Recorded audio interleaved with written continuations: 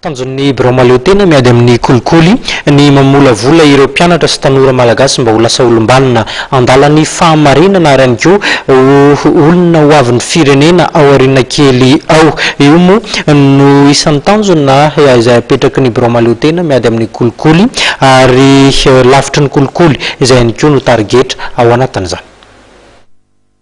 Ho famaranana ny taom-pianarana 4.4 5.4 ary ihany koa famaranana ny fiara-miasan'ny Bianco ary ny Cisco amin'ny fanabeazana ireo mpianatra hiaina hitsy sy hanomana ny hoavy ny lavitry ny kolikoly dia nisy ny hetsika nataon'ireo tambanjotran'ireo mpianatra androany izay nitotosaina tetsy amin'ny lapan'ny kolontsaina sy ny fanatanjahantena Mahamasina. Tambanjotra izay napetraka teny anivon'ny mpianatra eny amin'ny CEG sy lycée.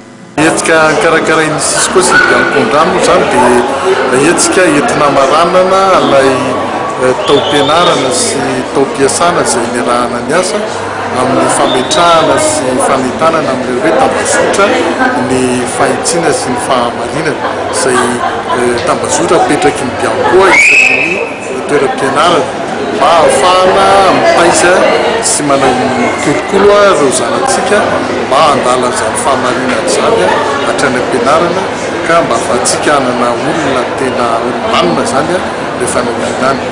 Tambazotra zany atsangana isaky ny toeram-pianarana lycée sy CEG dia misy zany rafitra apetraka ao anatin'ny toeram-pianarana ireny izay ampin'ny Bianco ny fomba fampandehanana sy ny fomba fiasan'ilay rafitra apetraka ao. Anisan'ny fanetry be ny firenena tsy mampivoatra sy tsy mampandroso ny fisian'ny kolikoly eo amin'ny firenena iray. Tanjon'ny Birao tena misana ny ady amin'ny kolikoly ny kolokoloana ireo tambanjotran'ireo mpianatra handala ny fahitsiana sy ny fahamarinana mba hananana taranaka vanina lavitry ny kolikoly na ny hoe réseau d'honnêteté d'intégrité vers une génération sans corruption. Nanamarika ity andro ity ny fanentanana samihafa nataon'ireo mpianatra sy ny fifaninanana ara-panatanjahantena samihafa.